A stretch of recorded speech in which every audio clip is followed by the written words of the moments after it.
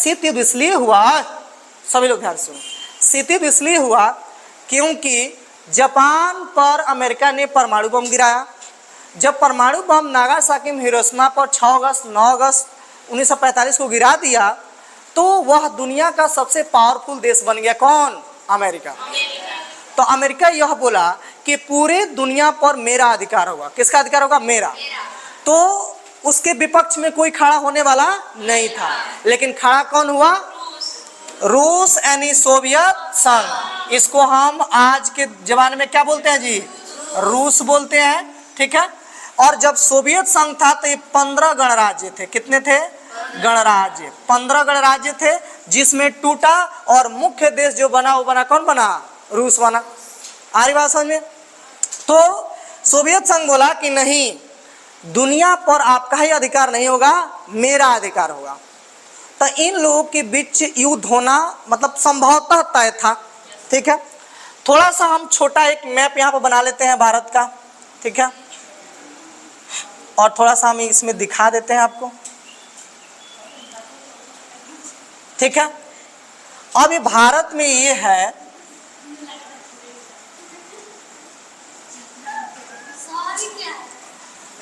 ये क्या है? नहीं, यहीं पर बन जाए, नहीं दिख रहा है। ओहो, भारत मेरा घबरा जा रहा है। मान तो लिए, हो भी गया, कोई दिक्कत नहीं। आप सुनो है, समझिए, तो ध्यान दीजिएगा। तो अगर इस मैप के तरफ देखिएगा तो देखिए अमेरिका भारत से किधर है? बताइए। अमेरिका भारत से इधर है, माने इस दिशा से अगर देखा जाए तो अमेरिका भारत से मतलब इधर है अमेरिका, और सोवियत संघ यहाँ है ना जी। यहाँ पर सोवियत संघ है और अमेरिका कहाँ पर है? ये क्षेत्र, ठीक है। तो हुआ क्या? सुनो, सब कोई ध्यान से बातों को सुनिए आप लोग।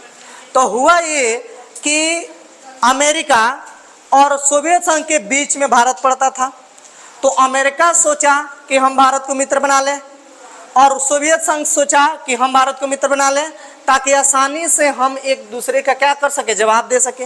क्योंकि अगर अमेरिका अगर साथ देता इसका तो यहाँ पर अमेरिका वाला आकर रूस पर अटैक कर देता, चाहे अगर मान लीजिए ये साथ देता इनका तो ये आकर यहाँ से इनको अटैक कर देता, समझ रहे हैं ना।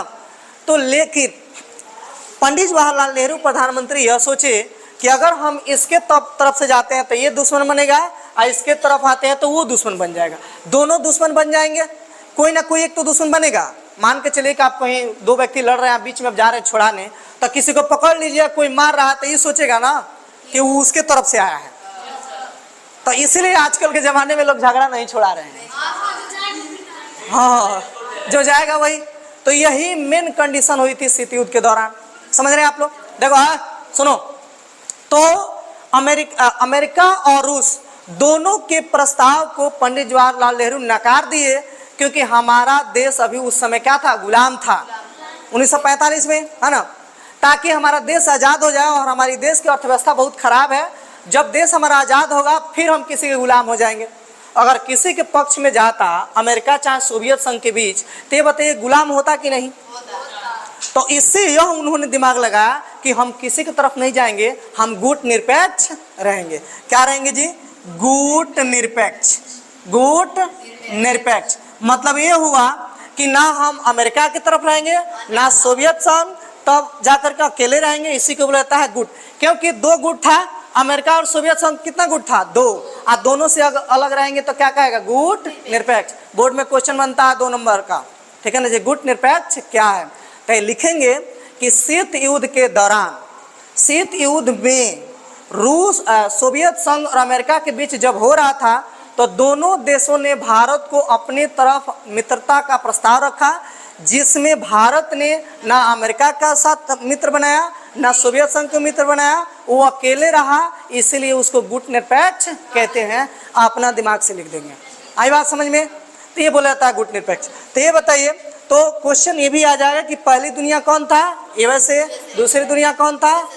यूएसएसआर। ऑब्जेक्टिव में ऐसे करके भी आ जाता है, ठीक है। पहली दुनिया, दूसरी दुनिया।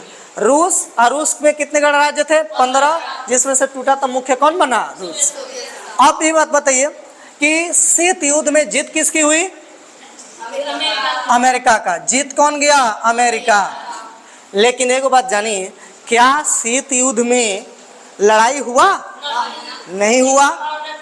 संभावना, शीत युद्ध का मतलब संभावनाएं बनी। क्यों?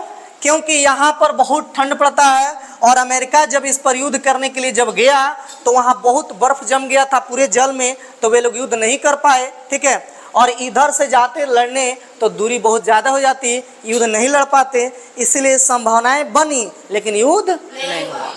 आई बात समझ में? इसी को क्या बोला जाता है? शीत युद्ध। यानी शीत युद्ध पूछेगा शीत युद्ध क्या है, तो शीत युद्ध यह है कि जिसमें केवल संभावनाएं बनती है, कोई रक्त रंजित लड़ाई नहीं होती है, बस उसमें तनाव का स्थिति बनी रहती है। ये बहुत घातक चीज़ है। टेंशन रहेगा, जैसे तो लोग को बोल देते हैं टेस्ट वोस्ट लेंगे तो लोग चिंता हो जाती है ना, जो कल टेस्ट देना तो तैयारी करें, तनाव बना ना, ये वही होता था। ये लोग को ये लगता था कि कहीं अमेरिका अटैक कर देगा और रूस को बना रहता था कहीं रूस इस पर अटैक कर देगा, ये दोनों के बीच तनाव बन रहता था। अब इसी में चुपी चुप क्या किया जी, क्यूबा पर सोवियत संघ अपना मिसाइल तैनात कर दिया और 7 दिन बाद पता चली अमेरिका को, अब तो पागल हो गया कि लगता है कि हमको उड़ा देगा, नहीं, लेकिन वो दोनों देशों ने समझदार थे, दोनों अपने में समझौता कर लिए, कोई मिसाइल उसाइल नहीं दागे और रूस पीछे हट गया और बोला कि हम तीसरी विश्व युद्ध नहीं होने देंगे, जिससे कि अभी तक तीसरी विश्व युद्ध नहीं हुआ है, लेकिन संभवतः तीसरी विश्व युद्ध हो सकता है, बट नहीं भी हो सकता है, एक कुछ कहा नहीं जा सकता है। अब बात समझ में? तो यही हमारा पॉलिटी का थ्योरम। अब बात समझ में? अब इसमें क्या हुआ, जब अमेरिका जीता, कौन जीता जी? अमेरिका। तो अमेरिका पूरे दुनिया पर वर्चस्व दबदबा बनाया, तो इसी लेसन 2 या 3 में है कि अमेरिका का वर्चस्व है ना जी। अब जब अमेरिका पूरी दुनिया पर वर्चस्व बना लिया, तब उससे अब कोई लड़ने वाला नहीं था। फिर उसमें विकल्प के रूप में कौन आया? इंग्लैंड। इंग्लैंड उसके विकल्प में आया, लेकिन इंग्लैंड भी उसके साथ टिक नहीं सका और दुनिया का सबसे अमीर और सबसे पावरफुल अमेरिका अभी तक बना हुआ है।